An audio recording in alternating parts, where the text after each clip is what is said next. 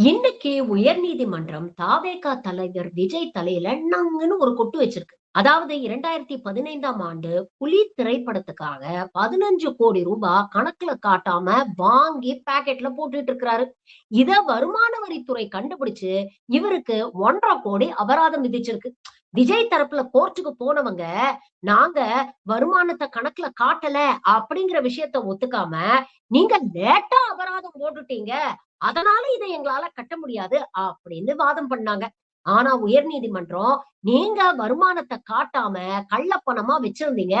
அதற்கு நீங்க அபராதம் கட்டி தான் ஆகணும்.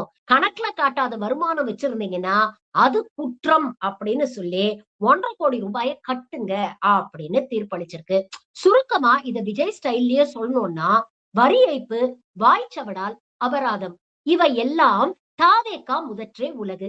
என்ன நான் சொல்றது கரெக்ட் தானே?